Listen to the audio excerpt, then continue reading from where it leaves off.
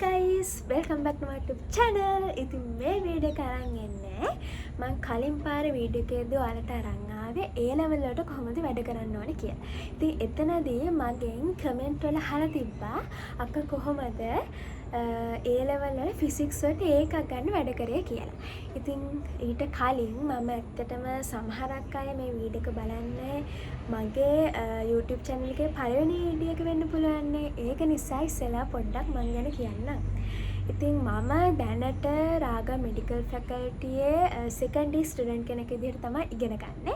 ඒතකොට මම 2023 අවුරුද්දේ තමයි A level වලට පෙනී හිඳලා ෆස්ට් ටයිම් ඒ තුනක් අරගෙන තමයි රාගා මෙඩිකල් ෆැකල්ටියට ආවේ. ඒතකොට මම ඒ තුනක් ගනිද්දී ඇත්තටම දැන් ෆිසික්ස් බයොලොජි කෙමිස්ට්‍රි කියන සබ්ජෙක්ට් තුනම ගත්තාම ඉතින් මට ඇත්තටම පෞද්ගලික අමාරු වෙච්ච විෂයක් තමයි ෆිසික්ස් කියන්නේ. ඉතින් මම ඒකද ඉස්සෙල්ලාම ෆිසික්ස් වලට කොහොමද වැඩ කරේ කියලා ඔයාලත් එක්ක මේ වීඩියෝ එකෙන් ෂෙයා කරගන්නේ. මම හිතනවා ඒ කියන්නේ සාමාන්‍ය කියනවා බයෝ මැත්ස් කරන දෙකොල්ලම ගත්තාම ෆිසික්ස් බයෝ වලට අමාරුයි බයෝ කෙමිස්ට්‍රි මැත්ස් කරන අයට අමාරුයි කියලා. ඒක ඇත්තක් වෙන්න පුළුවන්. මොකද මට ඒක එහෙමම වුණා.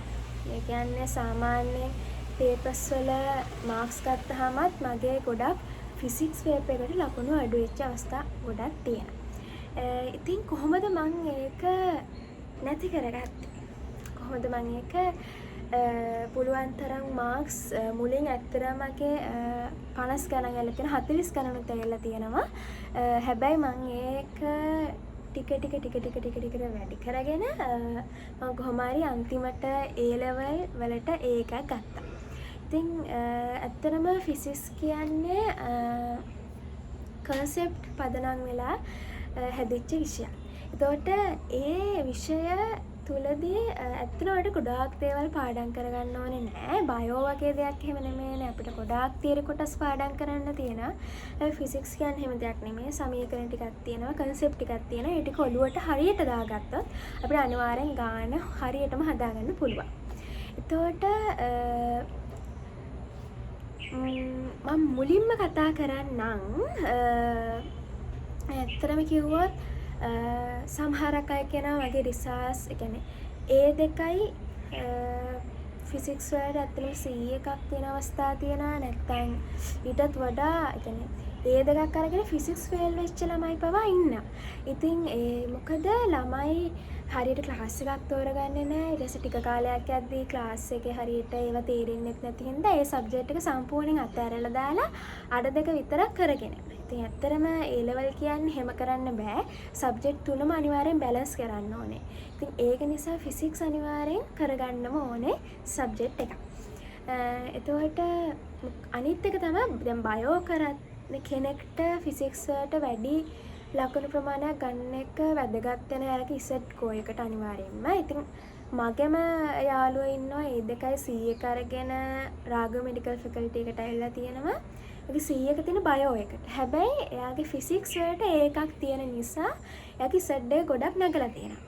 සමහරක් වෙලාවට A2යි C එක C එක තියෙන බයෝ වලට නම් එයාට සමහරක් විට මෙඩිසින් සිලෙක්ට් වෙන්නේ නැති වෙන්න පුළුවන්. හැබැයි මෙයාට ෆිසික්ස් වලට එකක් තියලා C එක බයෝ වලට තියෙද්දි මෙයාට මෙඩිකල් ෆැකල්ටි එන්න පුළුවන් වෙලා තියෙනවා. ඒ වගේ ෆිසික්ස් වලට හොඳ ලකුණු ගන්න එක ගොඩක් වැදගත් වෙනවා බයෝ කරන කෙනෙක්ට. එතකොට ඉස්සෙල්ලාම ක්ලාස් තෝරගනිද්දී ඇත්තටම හොඳට තමන්ට සැටිස් වෙන විදිහේ ක්ලාස් එකක් තෝරගන්න ඕනේ. ඒ කියන්නේ සර් කියා දෙන දේ හොඳට තේරෙන ක්ලාස් එකක් තෝරගන්න ඕනේ. එතකොට මම මුලින් ඉඳන්ම එකම ක්ලාස් එකකට තමයි ගියේ. ඒ කියන්නේ මම සාමාන්‍යයෙන් A level කාලේ මම ඇඩ්වයිස් ගත්ත අක්ක කෙනෙක් ඉන්නේ. ඉතින් එයා ගියපු ක්ලාස් වලට වගේ තමයි මාත් ගියේ. ඉතින් ඒ ක්ලාස් එක මට හොඳට සර් කියපු දේ තේරුණා. අක්කා කියපු හින්දාම නෙමෙයි. සර් කියපු දේ හොඳටම තේරුණා. ඉතින් මම ඒකින්ද ඒ සර්ගේ ක්ලාස් එකමයි A level දක්වාම ගියේ.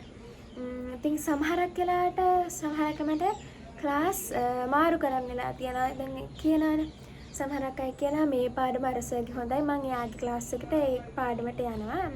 හැබැයි මං කියනවා පුළුවන් තරම් ඔයා එකම ක්ලාස් එකකට විතරක් යනවා නම් දිගටම ඒක විතරක් කරන් යනවා නම් ඒක හොඳයි. දැන් ක්ලාස් සමහර ඒම කඩා යන්න ගත්තාම සමහරක් පාඩම් මගහැරෙනවා. මොකද ෆිසික්ස් වගේ දෙයක් එක දිගට ඒ පාඩම් ටික අහුවෙන්නේ නැති වුනහම ඔයාටත් එපා වෙනවා. අනිත් එක ඇත්තම මේ පාඩම් වල සමහර වෙලාවට යම්කිසි ෆ්ලෝ එකක් තියෙනවා. ඒක මගහැරුණාම ඔයාට එක දිගට ඒ ටික කරගෙන යන්න බැරි වුනහම ඔයාට එපා වෙලා ගිහිල්ලා ඇත්තම ෆිසික්ස් අතහැරෙන්න පුළුවන්. ඒකම කරගන්න එපා. ඒ නිසා ඔයාට දැන් ඉස්සෙල්ලාම ක්ලාස් එකකට යන්නේ ක්ලාස් එක ඇත්තට මුල් කාලේ තේරෙන්නේ නැහැ කියලා ඔයාලට තේරෙනවා නම් ඔයා ඒක වෙනස් කරන්න.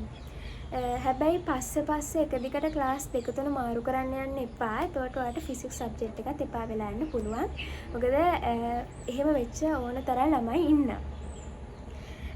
ඒ වගේම හොඳ තියරි ක්ලාස් එකක් තෝරගන්න මේ විදිහට. ඒ වගේම A level එකට ලං වෙලා ඔයාලට පේපර් ක්ලාසස් ඒ තියරි ක්ලාසස් වලින්ම පටන් ගන්නවා.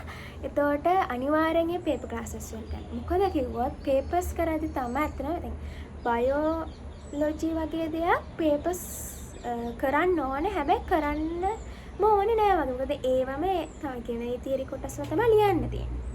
කරන්න ඕනේ.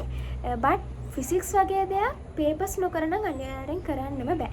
මොකද පේපර්ස් කරද්දී තමයි තේරෙන්නේ මොකද්ද මේ පාඩමෙන් අහන්නේ. දැන් භ්‍රමණ චලිතය කිව්වත් භ්‍රමණ චලිතයේ ගොඩාක් තියරි කියන්නේ තියරි කොටස් තිබ්බට ඒකෙන් අපි අර නිකන් ඒකෙන් ගන්න ඕනෙම කොටසක් තියෙනවා. ඒකෙන් මිරිකල ගන්න ඕනෙම කොටසක් තියෙනවා. ඒ කොටස තමයි අපි ඔළුවට දාගන්නේ. කන්සෙප්ට් එකයි ඒ සමීකරණ ටිකයි තමයි අපි ඔළුවට දාගන්නේ. ඒ ටිකෙන් තමයි ඒ ප්‍රශ්න ටික අහන්නේ. පොඩ්ඩක් සද්දවත් දෙක ගණන් ගන්නවා. එතකොට ඒ තියරි කොටස් වලින් කන්සෙප්ට් එක ඔළුවට දාගෙන ඒ ප්‍රශ්නේ පුරාවටම කන්සෙප්ට් එක තමා සමීකරණ ටික දාගෙන ප්‍රශ්න ටික යන්නේ. ඒ කියන්නේ ඇත්තටම දැන් අපි ක්ලාස් එකේ තියරි ක්ලාස් එකේ කරන ටික අපි ඇවිල්ලා පොත බලනවා ප්‍රශ්න කරන්නේ නැහැ. හැබැයි අර ටික කාලයකදී තේරෙනවා ප්‍රශ්න කරන්නෙම නැහැ කියලා තමයි. දැන් පේපර් ක්ලාස් එකට ගිහිල්ලා පළවෙනි ප්‍රශ්න පත්‍රය කරද්දී ඔයාලට ඇත්තටම මම හිතන්නේ කරගන්න බැරි තරමට ඔයා අපහසුතාවයටපත් වෙනවා. මොකද ප්‍රශ්න කරද්දී තමයි ෆිසික්ස් වල අපිට ලකුණු වැඩි කරගන්න පුළුවන්. වෙන මොනවද ෆිසික්ස් වල අහන්නේ කියලා අපිට තේරෙන්නේ. ඒක නිසා අනිවාර්යයෙන්ම ප්‍රශ්න නම් කරන්න ඕනේ. පාස් පේපර්ස් නම් කරන්නම ඕනේ. එතකොට ඇත්තටම පාස් පේපර්ස් කරන් යද්දී තමයි අපිට තේරෙන්නේ මේ වහන්නේ. මේ දේවල් මේ පාඩම තුලින් අහලා තියෙන්නේ. එතකොට ඒක හරි ගලා යෑමක් තියෙනවා නංගිලා මාලිලා ෆිසික්ස් වල උනත් ප්‍රශ්න කරන් යද්දී පාස් පේපර්ස් කරන් යද්දී ඔයාලට තේරෙන මොනවා වගේද අහන්නේ කියලා. එතකොට මං ක්ලාස් තෝරගන්න එක තමයි කතා කරේ. ඒතර මං කියන්නේ පේපර් ක්ලාස් ඒ විදිහට ඒ ක්ලාසස් වලින් පටන් ගත්තම අනිවාර්යෙන් ඒවට යන්න. අනිත් එක තමයි මං දකින දෙකක් තියරි ඔන්ලයින් කරත් කමක් නෑ. මං ඒකත් කියන්න පුළුවන් නම් ෆිසිකල් යන්න කියලා. පේපර් ක්ලාස් නම් ඔන්ලයින් කරන එක මං එච්චරම අනුමත කරන්නේ නෑ. මොකද පේපර් එකක් ඔන්ලයින් කරනවට වඩා දැන් අර දැන් ක්ලාස් එකට ගියාම ළමයි වටපිටාවේ දැන් කරන පේපර් එක. ඒතකොට ආත් පොඩ්ඩක් ස්ට්‍රෙස් වෙනවා. මේක මාත් කරන්න ඕනේ. ඒතකොට වෙලාවකට හරෙන් වෙලා ඉවරයි කියන අර ඒ ෆීලින් එක පේපර් එකක් කරද්දී ඔයා ඒ ලෙවල් වලට ෆේස් කරන දවසේ විදිහට මේ විදිහට පේපර් එකට මුහුණ දෙද්දි තමයි ඔයාලට තේරෙන්නේ කොහොම මේ පේපර් එකට මුහුණ දෙන්න ඕනේ විදිහ තේරෙන්නේ. ඒතකොට ඒක නිසා මං කියන්න පුළුවන් තරම් ෆිසිකල් ගිහිල්ලා පේපර්ස් කරන්න. ඉතින් මට අතන අර ෆිසියොලොජි ෆිසියෝ කියන පොඩ්ඩක් වැරදෙන අර කැම්පස් එකේ ෆිසියොලොජි ඉඳලා ෆිසික්ස් වලට දැන් අතරම ගොඩක් අමාරු වෙච්ච සබ්ජෙක්ට් එකක් නේ. ඒක නිසා ෆිසික්ස් අමාරු වෙච්ච නිසා මම අන්තිම කාලේ පේපර් ක්ලාස් දෙකකට ගියා. මොකද මට හිතුණා ඇත්තටම තියරි ආය පාරක් ඉගෙනගෙන වැඩක් නැහැ කියලා මට හිතුණා. ඉතින් ඒක නිසා මම තියරි ක්ලාස් එකකට තවත් ගියේ නෑ. මම ගේප් එකට මේ විතරම දිගටම ගියා. මම පාඩම් එකක්වත් මග ගන්නේ නැත්නම් ඒක. ඉතින් මට මුලින් අක්කලා කියපු දෙයක් පුළුවන් තරම් ඒ ලෙවල් කාලේදී ක්ලාස් මග අරගන්නත යන්න කියලා. ඉතින් මම දවස් ඕනේ නම් උපරිමයේ අවුරුදු ගාන තුල 3ක් විතර මිස් කරගන්නත් ඔක්කොම ක්ලාස් වල. හැබැයි මම පුළුවන් ඒ කියන්නේ මම පුළුවන් තරම් ක්ලාස් වලට ගියා. මොකද පොඩි දවසක් මගේ අරුණා කියන්නේ ඒක යාළුවෙක්ගෙන් අහගත්තත් ඇත්තටම වැඩක් නෑ වගේ. ඒක නිසා පුළුවන් තරම් ක්ලාස් යන්න. ඒතකොට මම අන්තිම කාලේ පේපර් ක්ලාස් දෙකකට ගියා. මොකද මට හිතුණා පේපර්ස් ගොඩක් කරන එක මට හොඳ වෙයි කියලා. ඉතින් ඔයාලටත් අමාරුයි නම් මට ඒක කියන්නේ පේපර්ස් ගොඩක් කරද්දී මගේ ලකුණත් වැඩි වෙන්න ගත්තා. ඒක නිසා ඔයාලත් කැමති කියන්නේ පුළුවන් නම් පේපර් ක්ලාස් දෙකකට ගියාට අමාරුයි නම් ලකුණු අඩු නම් අවුලක් නැහැ. මොකද මගේ හැම කිල්ල අපට ලකුණු අඩු කරගන්න පුළුවන් වුණා. ඊට පස්සේ ඉස්කෝලේ අනේක. ඉස්කෝලේ අනිවාර්යෙන් ටර්ම් ටෙස්ට් හැම එකටම යන්න කියලා මම කියනවා. මොකද මම අන්තිම කාලේ ටර්ම් ටෙස්ට් වලට ගියා. ඉස්කෝලේ අනේකත් කරන්න අනිවාර්යයෙන්. මොකද ෆිසික්ස් වලට අපේ පේපර් එකේ ස්ට්‍රක්චර් එකක් තමයි SCQ කියලා එකක් තියෙනවානේ. SCQ ප්‍රශ්න ටික ප්‍රැක්ටිකල් වලින්මයි දෙන්නේ. මොකට ප්‍රැක්ටිකල් අපි අර පාඩම් කරනවට වඩා ඒක ප්‍රැක්ටිකලි කරලා තියෙද්දි ඔයාට මතක් වෙනවා. මතක් වෙද්දි ඔයාට හරි ඉක්මනට ඒ වෙලාවේ ඒ ප්‍රශ්නේ කරගන්න පුළුවන් වෙනවා. ඒක නිසා මොකද ඒක නිසා සාමාන්‍ය ප්‍රැක්ටිකල් දවස් වලට හරි ඔයාලා ඉස්කෝලේ යනවා නම් ඒක ගොඩාක් හොඳයි. හරි. ඉතින් ඒ විදිහට තමයි classes theory classes paper classes සහ ඉස්කෝලේ යන එක ඒ සම්බන්ධයෙන් ඒ ටික තමයි කියන්න ඕනේ. ඉතින් ඊට පස්සේ මම කියන්න හිතන්නේ දැන් පේපර් එකේ MCQ තියෙනවා, SCQ තියෙනවා, essay තියෙනවා. ඒ essay එක සාමාන්‍ය essay එකක ඒ කියන්නේ මුලින් අහන ප්‍රශ්නත් එක්ක පස්සේ ප්‍රශ්න සම්බන්ධ වෙන්න පුළුවන්. ඒ නිසා ඔයා මුලින් උත්තර දෙද්දී පුළුවන් තරම් නිවැරදි උත්තර දී ගන්න බලන්න. මොකද නැත්තම් පස්සේ ප්‍රශ්න ටිකත් ඔයාත් ඒ ටික දන්නා වුණත් මුලින් ටික වැරදි වුණත් පස්සේ ටික මගහැරලා යනවා. හැබැයි ඔයාලට පොඩි ලකුණු ප්‍රමාණයක් එනවා. ඒ සමීකරණ වලට සමහරක් ස්ටෙප් බයිනේ ලකුණු දෙන්නේ. ඒ නිසා ඒකට හම් වෙන. හැබැයි පුළුවන් තරම් එසේ ටික කරගන්න බලන්න. මම එසේ එකක් ඒ ලෙවලදී එක ප්‍රශ්නයක් වැඩිපුර කරලා ආවා. පුළුවන් නම් ඔයාලත් කරන්න. සමහරක් ගුරුවරු නම් ලකුණු අර අන්තිම එකට දෙන්නේ නැහැ කියලා කියනවා. ඒකට ඔයාලට හරියටම සැටිස් නැති ප්‍රශ්න අන්තිමට කරන්න. පුළුවන් නම් වැඩිපුර ප්‍රශ්නයක් කරන සමහරක් ගුරුවරු ඒ ප්‍රශ්නෙත් බලලා ඒ ප්‍රශ්නෙට වැඩිපුර ලකුණු ආවොත් ඒක අඩු ලකුණු ප්‍රමාණයක් අපිට අඩු කරලා ලකුණු දෙන්න අයත් ඉන්නවා. ඒක නිසා තමයි මම වැඩිපුර ප්‍රශ්නයක් කරේ. ඒ වගේම පාඩම් අර හිතන්නකෝ දැන් මට මේ පාඩම අමාරුයි කියලා සමහරක් අය සමහරක් පාඩම් මග අරිනවා. මන්නම් කියන්නේ පුළුවන් තරම් හැම පාඩමක්ම කරගන්න.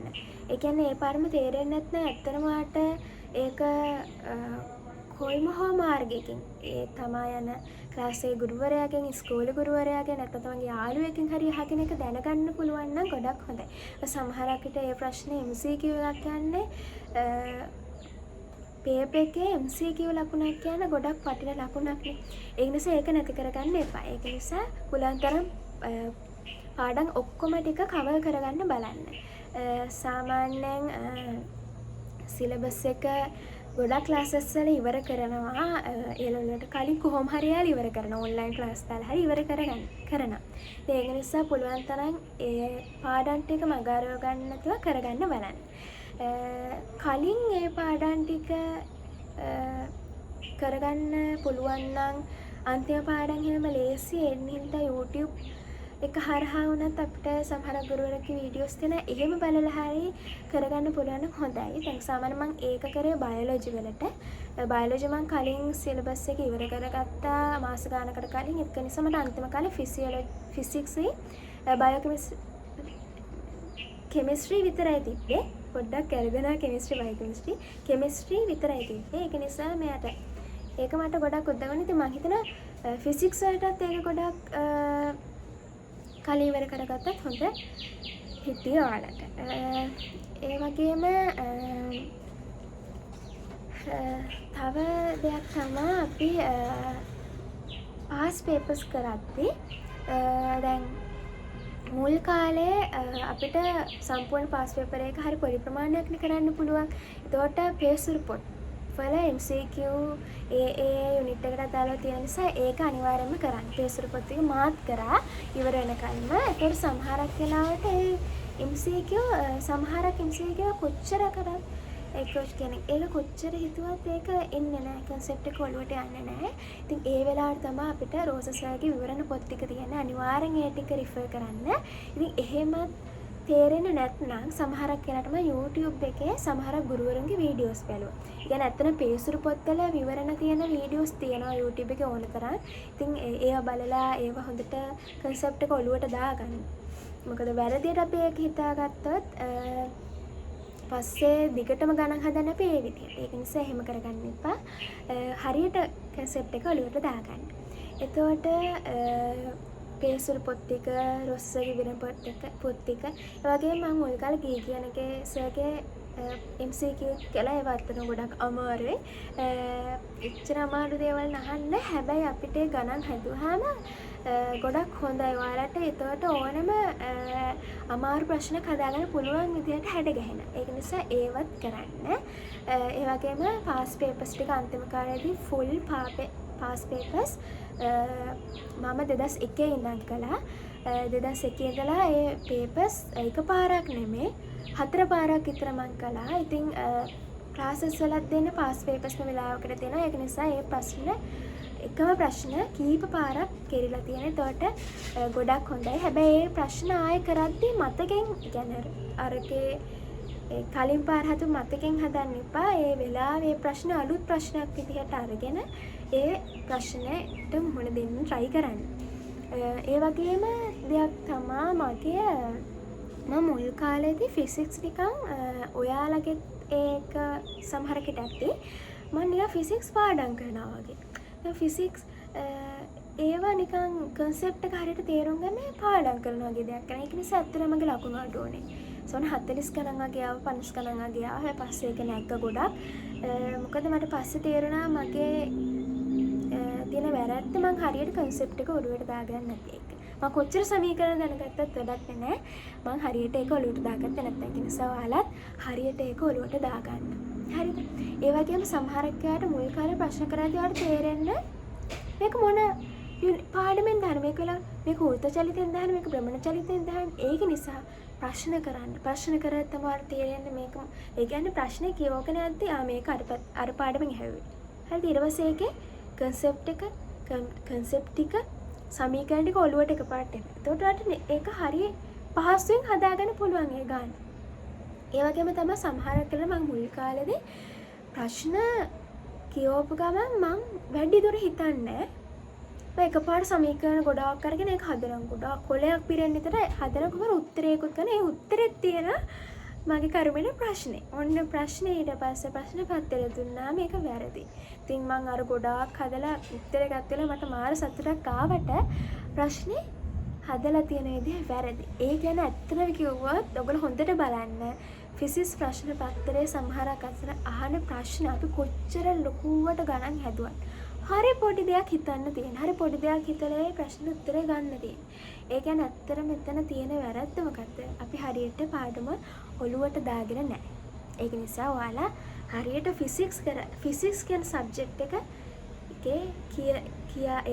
පාඩම් වල කියා දෙන දේවල් හරියට ඔළුවට දාගන්න. ඒ වෙලාවෙම ඔළුවට දාගන්න. ඇත්තටම ෆිසික්ස් පාඩම් කරලා වැඩි වෙලාවක් යන්නේ නැහැ. ඒ වෙලාවේ ඒක ඔළුවට දාගන්න. ඊට පස්සේ ප්‍රශ්නේ පස්සේ අර ප්‍රශ්න කරද්දී ඔයාලට තේරෙනවා. හරිද? ඉතින් ප්‍රශ්නත් එක්ක යන තමයි ගොඩක්ම වැදගත්. මුලින් ඉඳන් ප්‍රශ්න පත්‍ර කරන්න බලන්න. කියන්නේ සාමාන්‍ය මුල් කාලේ නම් පේසුරු වගේ කරන MCQ ගොඩක් කරන්න. මොකද MCQ වල ලොකු වැඩි ලකුණු ප්‍රමාණයක් ගන්න පුළුවන්. ඒ වගේම SCQ වැඩි කරන අනිවාර්යෙන් වල ප්‍රැක්ටිකල් ටික හරියට කරලා තියෙනවනේ. ප්‍රැක්ටිකල් ටික හරියට ඔළුවට දාගෙන තියෙනවා. මොකද ඇත්තටම ෆිසික්ස් වල SCQ වලින් තමයි ගොඩක් ළමයින්ට ලකුණු ගන්න පුළුවන්. ඒ ලේසියෙන් ලකුණු ගන්න පුළුවන්. ඒක නිසා ප්‍රැක්ටිකල් ටික හරියට දැනගෙන ඉන්න. එතකොට ඔයාලට අනිවාර්යෙන්ම ෆිසික්ස් වල ලකුණු වැඩි කරගන්න පුළුවන් ලේසියෙන්. ඉතින් MCQ වැඩි කරගන්න, SCQ වැඩි කරන්න, වගේම essay වැඩි කරගන්න, papers ගොඩක් කරන්න කියලා මම ඉල්ලනවා. ඉතින් මම හිතන්නේ මම කියන්නේ හිටපු හැමදේම වගේ කිව්වා. ඒ වගේම අනිත් දේ තමයි මේ ක්ලාස් වැඩි කරගන්න එපා. ක්ලාස් වැඩි කරගන්න එපා. ෆිසික්ස් අමාරුයි මං තියරි ක්ලාස් දෙකකට යනවා. එහෙම කරන්න එපා. තියරි නෑ ඇත්තටම එකකට ගියාම ඇති. අර පේපර් ක්ලාස් වගේ වැඩිපුර කියන්නේ වැඩිපුර කියන්නේ මං දෙකකට ගියපු නිසා මං කියන්නේ ඒක ඇත්තටම මට ගොඩක් වැදගත් වෙන. ඉතින් මං හිතනවා ඔයාලටත් ඒක අමාරුයි නම් එහෙම කරාට කිසිම අවුලක් නෑ. ඒ වගේම ෆිසික්ස් වල ලකුණු වැඩි කරන්න ගොඩක් වැදගත් වෙන දෙයක් තමයි ඇත්තටම මම ඉස්කෝලේ ගියාම යාළුවොත් එක්ක එක එක ප්‍රශ්න ඩිස්කස් කරා. ඒතකොට තමයි තේරෙන්නේ මේ කියන්නේ මන් දන්නද ගොඩක් දේවල් තියෙනවා යාළුවෝව දන්න. ඉතින් එතකොට අපිට පුළුවන් එයාලගෙන් ඒවා දැනගෙන අහගන්න. ඒතර මන් දන්න දේවල් එයාලට කියා දෙන්න. ඒතර කියා දෙද්ද ඇත්තටම ගොඩක් දේවල් මතක හිටිනවා ළමයි. ඒක නිසා ඔයාලා උනත් දන්න දේ කියා දෙන්න. එයාලා කියන දේවල් නුත් අහගන්න වගේ ඔලුවට දාගන්න හරියට. එතකොට ඒ ක්ලාස් වල කරපු දේවල් මොනවාද ඒවත් දැනගෙන අහගන්න. එතකොට ඒ ක්ලාස් වල කරපු ප්‍රශ්න උනත් අර එකතු වෙලා කරනවා නම් ඒ කියන්නේ එක ක්ලාස් වල එක එක ප්‍රශ්න දෙනවනේ. ඉතින් ඒවත් කතා වෙලා ඩිස්කස් කරලා කරන්න. මොකද ඇත්තටම ඒක ඔයාලගේ ලකුණු ඇඩ කරගන්න ගොඩාක් වැදගත් වෙන යාළුවොත් එක්ක ඩිස්කස් කරන එක. ඉතින් ඒ විදිහට තමා ඔයාලා ෆිසික්ස් වලට වැඩ කරන්න ඕනේ. මං හිතනවා මං ඔක්කොම වගේ කිව්වා කියලා. ඉතින් මං හිතනවා ඔයාලා හැමදේම ඔලුවට දාගෙන හරියට වැඩ කරලා ෆිසික්ස් වලට ඒකක්ම ගනී කියලා. ඉතින් බය වෙන්න එපා. අනිවාර්යෙන්ම ඔයාලට පුළුවන් ඒකක් දාන්න. ඒකක් දාලා ඔයාලගේ ඩ්‍රීම් එකට යන්න පුළුවන් අනිවාර්යෙන්. ඒක නිසා ඉතින් ඒ දක්වා යන්න පුළුවන් වෙන්න කියලා මම සුබපත් වෙනවා. මේ දවස් ටිකේ පුළුවන් තරම් වැඩ කරන්න. අනික ෆිසික්ස් වගේ සබ්ජෙක්ට් එකක් සාමාන්‍යයෙන් රෑ කරන්න පාන්දර නැගිටලා කරන්න. ඒ කියන්නේ ඒ වගේ සබ්ජෙක්ට් එකක් අර බයෝ වගේ දෙයක් උදේ බලනවා වගේ හොඳයි. ඒකෙන් ෆිසික්ස් වගේ දෙයක් හැබැයි රෑ උදේ උනත් කරන්න පුළුවන්. ඒක නිසා ඒ වගේ නිදිමත වෙලාවල් වලට ෆිසික්ස් කරාට කිසිම අවුලක් නැහැ. මොකද ගණන් හදද්දී නිදිමත වෙන්නේ නැති වෙලා යනවා. ඉතින් සමහර මම උදේ නැගිටපු කෙනෙක් නිසා මම උදේ තමයි ෆිසික්ස් හැද් කරේ. ඉතින් ඒකයි මම එහෙම කිව්වේ. ඉතින් ඔයාලත් හොඳට වැඩ කරන්න. ඒ තුනක්ම ගන්න පුළුවන් වෙන්නේ කියලා මම සුබපත් වෙනවා. ඉතින් මම මෙතනින් නවතිනවා. ඉතින් ඉදිරියටත් මාත් එක්ක රැඳිලා ඉන්න. ඉදිරියටත් මම ඔයාලට වැදගත් වෙන ස්ටඩි ටිප්ස් අරන් එන්නම්. ඉතින් අදට මම යනවා. ඔයාලා හැමෝටම සුබ අනාගතයක් වේවා කියලා ප්‍රාර්ථනා කරනවා. බයි.